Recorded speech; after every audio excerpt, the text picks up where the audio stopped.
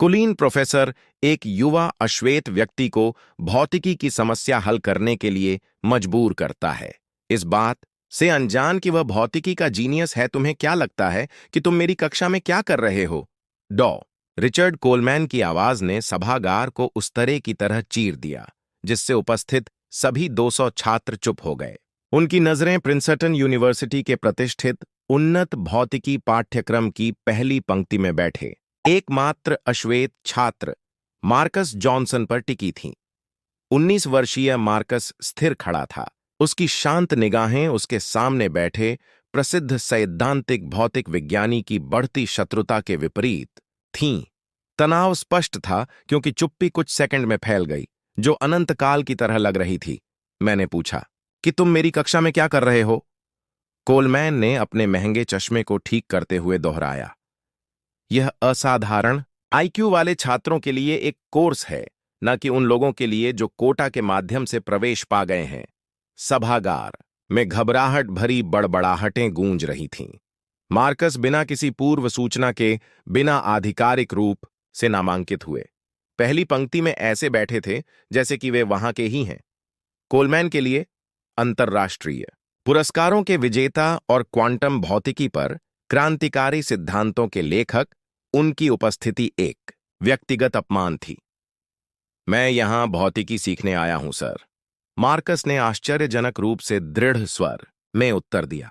Coleman ने सूखी हंसी में कहा, भौतिकी सीखो, तुम तो यह भी नहीं जानते कि हम यहां किस बारे में बात कर रहे हैं।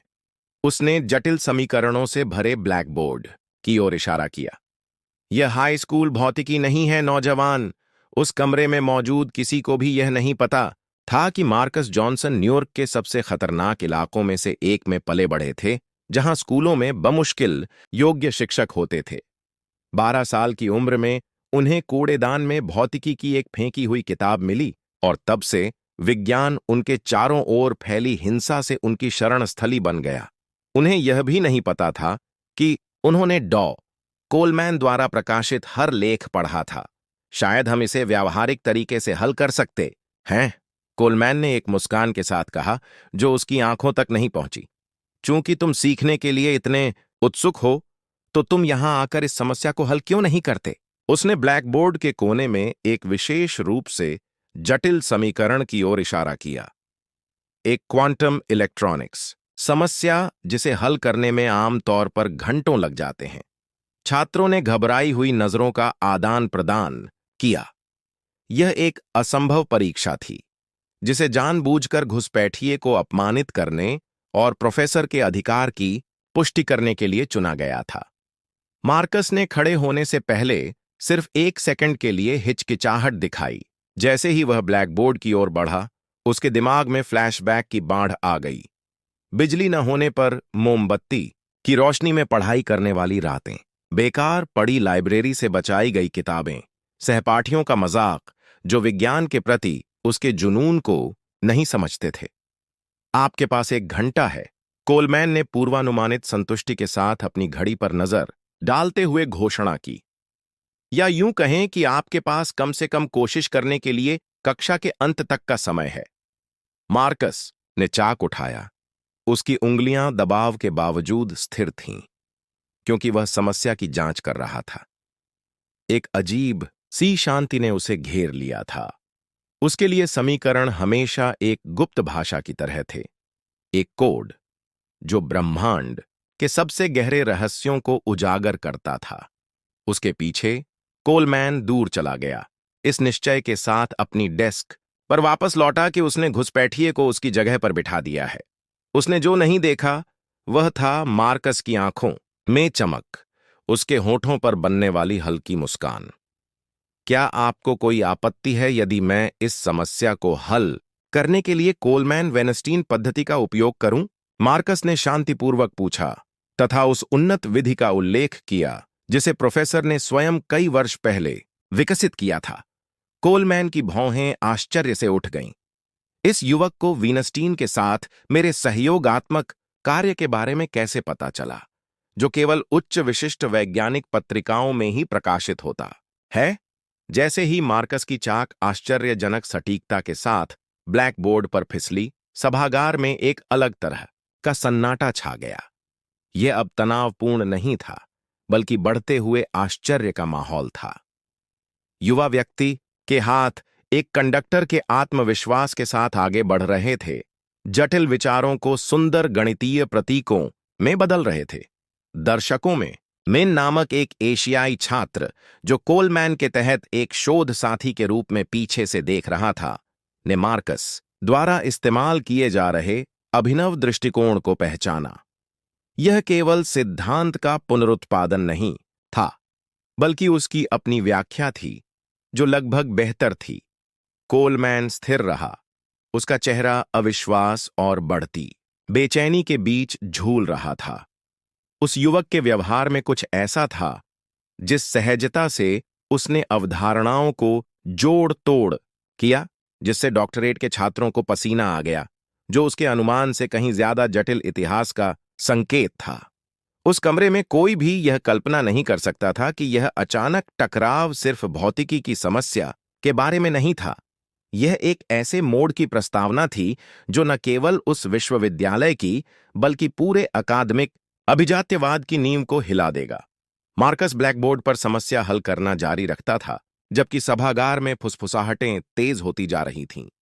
20 मिनट में, 1 घंटे में नहीं, उसके कुशल हाथों ने ऐसा समाधान पूरा किया कि सबसे प्रतिभाशाली छात्र भी अवाक रह गए।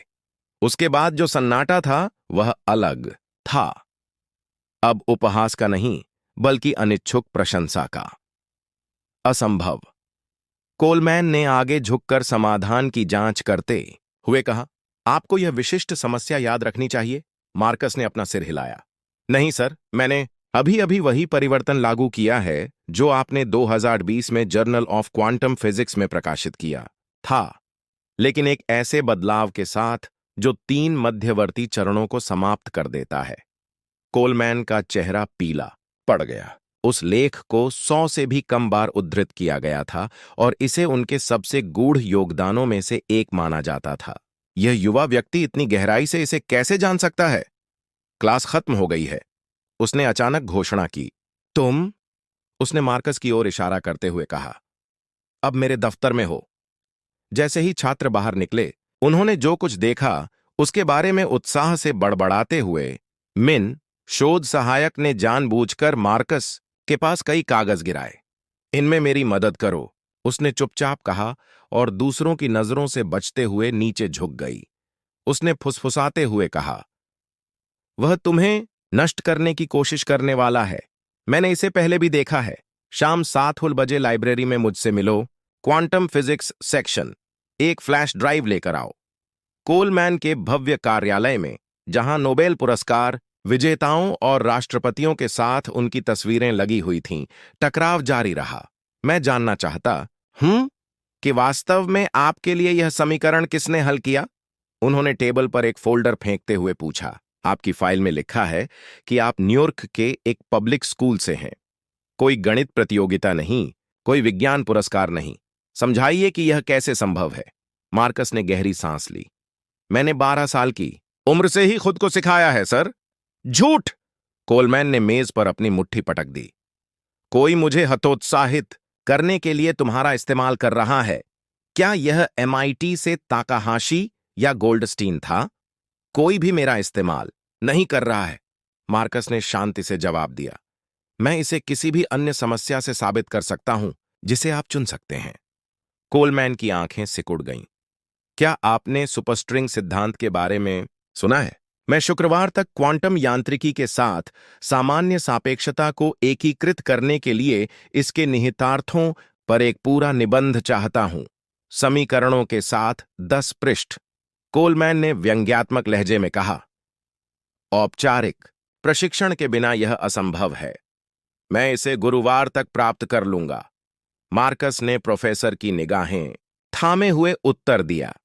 जब वह कार्यालय से बाहर निकला तो उसे थकावट महसूस हुई। वह टकराव योजना का हिस्सा नहीं था। मार्कस ने पिछले 6 महीने कॉलेज में प्रवेश पाने के लिए सावधानीपूर्वक तैयारी में बिताए थे, क्योंकि उसके छात्रवृत्ति आवेदन को उसके उत्कृष्ट ग्रेड के बावजूद 3 बार अस्वीकार कर दिया गया था। उसने एक साहसिक योजना बनाई थी, शाम 7 बजे लगभग खाली लाइब्रेरी में उसने मिन को निर्धारित सेक्शन में पाया।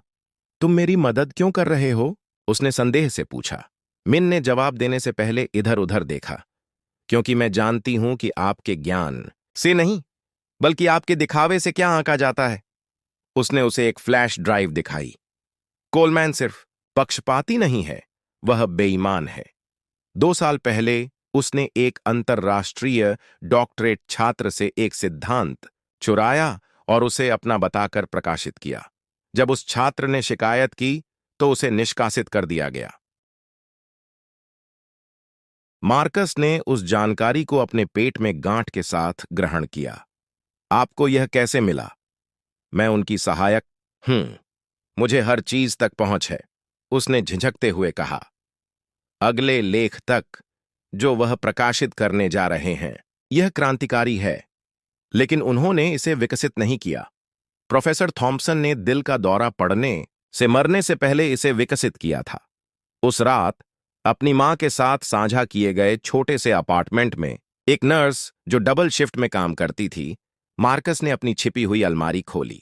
फर्श पर एक ढीला बोर्ड जिसमें सैकड़ों सावधानीपूर्वक नोट्स, रिसाइकिल किए गए कागज पर छपे वैज्ञानिक लेख और समीकरणों से भरी पत्रिकाएं छिपी हुई थीं। उन कागजों में प्रिंसटन यूनिवर्सिटी से अस्वीकृति पत्र भी थे। दुर्भाग्य से आपकी योग्यताएं, हालांकि प्रभावशाली हैं, हमारे कार्यक्रम द्वारा अपेक्षित उत्कृष्टता के मानकों को पूरा नहीं करती हैं। अपने ज्ञान के छोटे से भंडार को मंद रोशनी से रोशन करते हुए मार्कस ने भौतिकी विभाग को एक ईमेल भेजा। मैं विस्तारित पहुंच कार्यक्रम के तहत अपने अधिकार के रूप में डॉ कोलमैन के उन्नत पाठ्यक्रम में नामांकन के लिए औपचारिक रूप से अनुरोध करता हूं। वह जानता था कि इससे प्रशासनिक समीक्षा शुरू हो जाएगी। कोलमैन को किसी भी इनकार को सार्वजनिक रूप से उचित ठहराने के लिए मजबूर होना पड़ेगा। अगले कुछ दिनों में मार्कस ने अपना समय सुपरस्ट्रिंग पर अपने निबंध की तैयारी और कुछ अधिक महत्वाकांक्षी कार्य के बीच बांटा। मिन द्वारा प्रदान की गई जानकारी का उपयोग करते हुए उन्होंने कोलमैन के अगले बड़े काम का विश्लेषण करना शुरू किया और न केवल पाया कि यह साहित्यिक चोरी थी, बल्कि इसमें मौलिक दोष भी थे, जिन्हें प्रोफेसर ने तब नोटिस नहीं किया था जब उन्होंने किसी और के शोध को हड़प लिया था। कुछ दिनों बाद यूनिवर्सिटी कैफेटेरिया में मिन ने उसे फिर से पाया। कोलमैन आपकी पृष्ठभूमि की जांच कर रहा है। उसे पता चला है कि आपने 3 बार आवेदन किया था और हर बार आपको अस्वीकार कर दिया गया था। उसे यकीन है कि आपके साथ किसी अकादमिक प्रतिद्वंद्वी द्वारा छेड़छाड़ की जा रही है। बिल्कुल सही, मार्कस ने विवेकपूर्ण मुस्कान के साथ उत्तर दिया। तुम क्या योजना बना रहे हो? मिन ने उसकी शांति देखकर आश्चर्य से पूछा। न्याय, उन्होंने सरलता से उत्तर दिया, जो बात किसी को नहीं पता थी, यहां तक कि मिन को भी नहीं। वह यह थी कि मार्कस सिर्फ अपने लिए नहीं लड़ रहा था।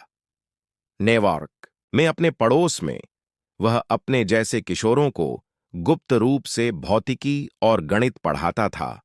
अवसरहीन, होनहार युवा जिन्हें एक ऐसी व्यवस्था ने नकार दिया था जो उन्हें उनकी त्वचा के रंग, उनके जिप कोड या उनके अंतिम नाम के आधार पर आंकती थी। गुरुवार को, जैसा कि वादा किया गया था, मार्कस ने सुपरस्ट्रिंग सिद्धांत पर अपना निबंध प्रस्तुत किया। यह 10 पेज नहीं, बल्कि 25 पेज का था, जिसमें एक मौलिक दृष्टिकोण था जो सिद्धांत को कण भौतिकी में नवीनतम खोजों से जोड़ता था। कोलमैन ने बढ़ते संदेह के साथ दस्तावेज को पढ़ा, जो बाद में अचंभित आश्चर्य में बदल गया। यह आश्चर्यजनक है, उसने अंततः स्वीकार किया, लेकिन इससे कुछ भी नहीं बदलता है। तुम अभी भी मेरी कक्षा में एक घुसपैठियां हो। ज्यादा समय तक नहीं, मार्कस ने शांति से उत्तर दिया। शैक्षणिक समिति की बैठक कल सुबह 10 बजे है। मैं वहां आपके औपचारिक प्रवेश के लिए बहस करने आऊंगा। कोलमैन ने मार्कस को अहंकारपूर्ण हाव भाव से विदा करते समय यह नहीं देखा कि उस युवक के चेहरे पर एक हल्की सी मुस्कान उभर आई थी। ऐसी मुस्कान जो केवल तब आती है जब एक सावधानीपूर्वक बनाई गई योजना के सभी टुकड़े एकदम सही जगह पर आ जाते हैं। उसी रात जब परिसर शांत हो गया, दो दूर की खिड़कियों में अभी भी रोशनी चमक रही थी। पहली में कोलमैन अपने अगले बड़े लेख की व्यग्रतापूर्वक समीक्षा कर रहे थे। दूसरी में, जो बहुत छोटी और अधिक मामूली थी, मार्कस जॉनसन ने उसी कार्य का अपना विश्लेषण पूरा किया। एक ऐसा विश्लेषण जो शानदार समीकरणों से कहीं अधिक कुछ प्रकट करने वाला था। अगली सुबह जब मार्कस अकादमिक समिति में दाखिल हुए तो बेदाग मीटिंग हॉल खचाखच भरा हुआ था। 6 प्रोफेसर और डीन एक ऊंची मेज पर बैठे थे। अपने महंगे सूट में बेदाग दिख रहे कोलमैन के चेहरे पर आत्मविश्वास भरी मुस्कान थी। समिति के अध्यक्ष डॉ हैरिस ने घोषणा की, श्री जॉनसन डॉ कोलमैन के उन्नत पाठ्यक्रम में औपचारिक प्रवेश का अनुरोध करते हैं। डॉ कोलमैन, मैं समझता हूं कि आपको आपत्ति है। कोलमैन एक ऐसे व्यक्ति के आत्मविश्वास के साथ आगे बढ़े जिसने कभी कोई अकादमिक लड़ाई नहीं हारी थी। इस युवा के पास आवश्यक योग्यता नहीं है। उसकी उपस्थिति हमारे संस्थान की वैज्ञानिक कठोरता से समझौता करेगी। अगर मुझे इजाजत हो, मार्कस ने बीच में टोकते हुए कहा। उसकी शांत आवाज हॉल में गूंज रही थी। मैं समिति के विचार के लिए 2 दस्तावेज प्रस्तुत करना चाहूंगा। मार्कस ने सदस्यों को फोल्डर बांटे तो कोलमैन भौंचक्के रह गए। पहला दस्तावेज सुपरस्ट्रिंग सिद्धांत पर मेरा निबंध है, जिसे डॉ कोलमैन ने खुद आश्चर्यजनक बताया है। प्रोफेसरों ने बढ़ती दिलचस्पी के भाव के साथ काम को पलटा। सैद्धांतिक भौतिकी के विशेषज्ञ डॉ पीटरसन ने बुदबुदाया, यह असाधारण रूप से परिष्कृत है। मार्कस ने आगे कहा, दूसरा दस्तावेज डॉ कोलमैन के आगामी प्रमुख लेख और दिवंगत प्रोफेसर थॉम्पसन के अप्रकाशित कार्य के बीच तुलनात्मक विश्लेषण है। कोलमैन के चेहरे का रंग उड़ गया। यह बेतुका है, वह हकलाते हुए बोला। Page 3, paragraph 2। मार्कस ने शांति से कहा, गणितीय व्युत्पत्ति थॉम्पसन की पांडुलिपि के समान ही है, शब्द दर शब्द, प्रतीक दर प्रतीक। जब समिति ने पृष्ठों की जांच की तो कमरे में मौत जैसा सन्नाटा छा गया। इससे कुछ साबित नहीं होता, कोलमैन ने कहा। आंशिक रूप से थॉम्पसन और मैं अक्सर सहयोग करते थे। मार्कस ने सिर हिलाया। यही कारण है कि मैंने 7वें पन्ने पर उस महत्वपूर्ण त्रुटि का सबूत भी शामिल किया है जिसे डॉ कोलमैन कॉपी करते समय नहीं देख पाए थे। एक ऐसी त्रुटि जो प्रकाशित होने पर सिद्धांत को अमान्य कर देगी। कोलमैन का चेहरा गुस्से से तमतमा उठा। इसके पीछे कौन है? गोल्डस्टीन? ताकाहाशी? इस लड़के को कौन बहका रहा है? कोई भी मुझे हेरफेर नहीं कर रहा है, मार्कस ने बिना किसी परेशानी के जवाब दिया। जैसे किसी ने मुझे उन्नत भौतिकी नहीं सिखाई, मैंने खुद को कचरे से बचाई गई किताबों और रिसाइकिल किए गए कागज पर छपे लेखों से सीखा। वह समिति की ओर मुड़ा। मैं यहां डॉ कोलमैन को बेनकाब करने नहीं आया हूं। मैं इसलिए आया हूं क्योंकि मैं अपने ज्ञान के स्तर के साथ किसी भी अन्य छात्र के समान अवसर का हकदार हूं। मिन दर्शकों से उठकर खड़ी हुई।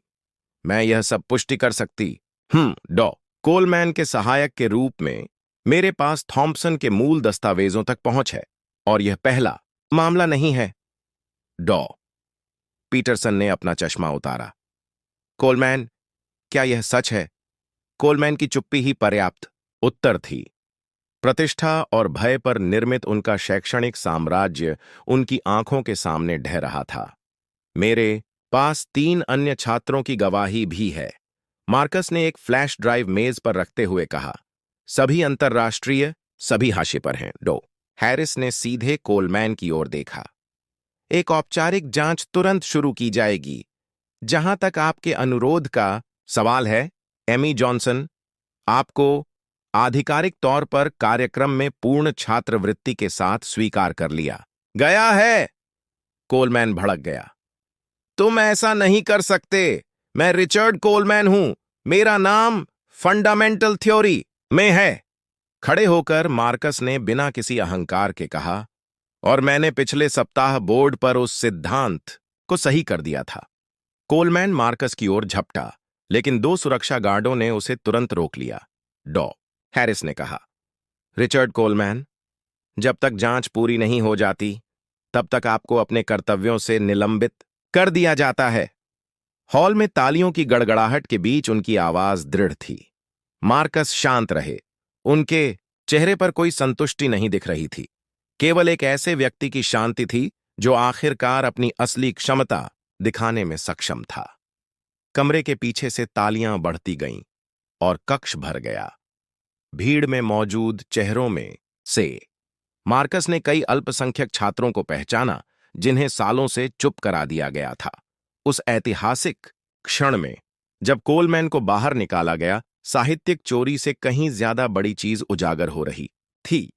एक पूरी व्यवस्था जो कुछ समूहों को शीर्ष पर रखने और दूसरों को अदृश्य रखने के लिए बनाई गई थी।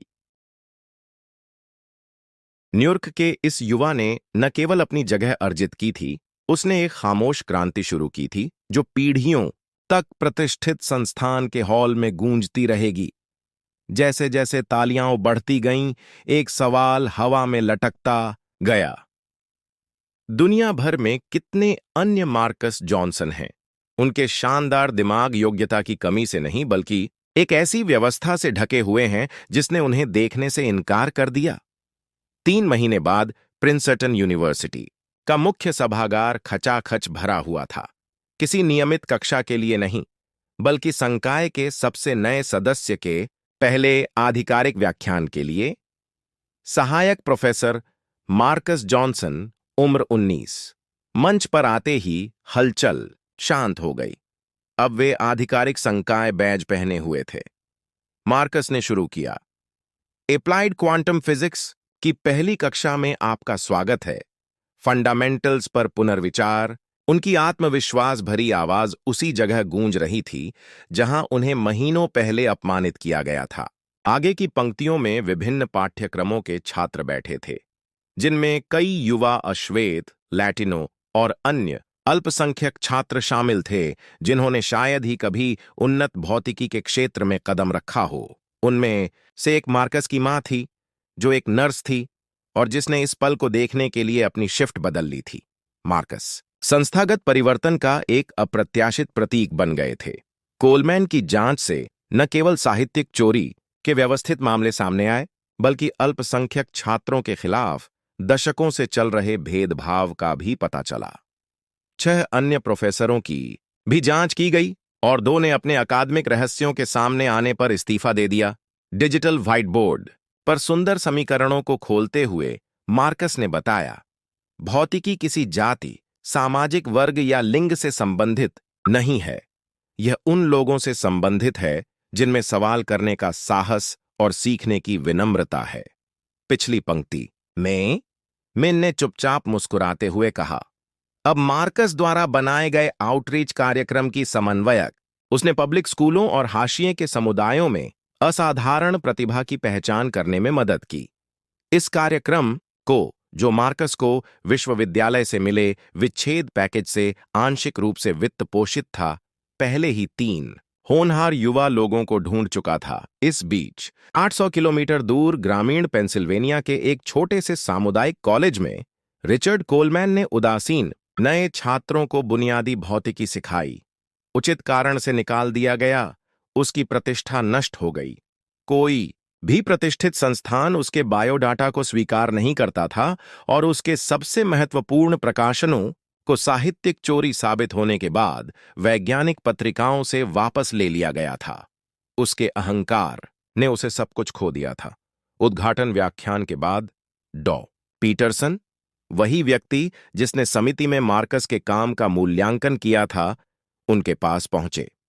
कंप्यूटिंग में क्वांटम यांत्रिकी के व्यावहारिक अनुप्रयोगों पर वह प्रमेय, यह बिल्कुल शानदार है, उन्होंने कहा। धन्यवाद, मार्कस ने जवाब दिया, लेकिन यह पूरी तरह से मेरा काम नहीं है। यह न्यूयॉर्क में मेरे द्वारा बनाए गए एक अध्ययन समूह का परिणाम है। ऐसे प्रतिभाशाली युवा लोग जिनके पास कोई औपचारिक शैक्षिक अवसर नहीं है। यह सबसे बड़ा मोड़ था। मार्कस ने प्रिंसटन में अपनी कक्षा को हाशिए पर पड़े समुदायों के दर्जनों प्रतिभाशाली युवाओं से वर्चुअली जुड़े एक केंद्र में बदल दिया था, जिससे सहयोगात्मक शिक्षा का एक मॉडल तैयार हुआ जिसने अकादमिक अभिजात्यवाद को चुनौती दी। उनका पहला आधिकारिक प्रकाशन democratising scientific knowledge, a model for radical inclusion in theoretical physics, quantum physics में उनकी खोजों की तरह ही दिलचस्पी पैदा कर रहा था। दिन के अंत में जब वह कैंपस से गुजर रहा था, मार्कस भौतिकी भवन के सामने रुका और संकाय पट्टिका पर अपना नया नाम देखते हुए रुका। काले प्रथम वर्ष के छात्रों का एक छोटा समूह शर्मीले ढंग से उसके पास आया। एक युवती ने कहा, प्रोफेसर जॉनसन, हमने आपकी कहानी से प्रेरित होकर एक अध्ययन समूह बनाया। हम में से कुछ लोगों ने आपके बारे में सुनने से पहले ही हार मान ली थी। मार्कस ने मुस्कुराते हुए कुछ महीने पहले की अपनी यादों को ताज़ा किया। उन्होंने कहा, ज्ञान के लिए सबसे बड़ी बाधा कभी भी हमारी योग्यता नहीं रही है, बल्कि दुनिया ने हमें यह विश्वास दिलाया है कि हम कुछ खास जगहों पर नहीं रह सकते। लेकिन जब आप अपनी योग्यता साबित कर देते हैं, तो चाहे वे आपको कितना भी कमतर आंकने की कोशिश करें, आप सिर्फ अपने लिए ही दरवाजे नहीं खोलते, या मैं अपने याद आने वाले हर व्यक्ति के लिए रास्ते बनाते हैं। उस रात कैंपस के पास अपने नए अपार्टमेंट में मार्कस शिकागो के एक होनहार युवक के बायोडाटा की समीक्षा करने के लिए बैठा, जिसे मिन ने पहचाना था। उसकी मेज के कोने में वह अस्वीकृति पत्र था जो प्रिंसटन ने उसे 3 बार भेजा था। उसके बगल में एक हस्तलिखित नोट था, कभी कभी आपको उस दरवाजे को तोड़ना पड़ता है जिसे वे आपके लिए बंद करने पर जोर देते हैं। मार्कस जॉनसन की कहानी हमें याद दिलाती है कि सच्ची प्रतिभा केवल ज्ञान से नहीं मापी जाती, बल्कि बहिष्कार के लिए बनाई गई व्यवस्था का सामना करने और उसे बदलने के साहस से मापी जाती है।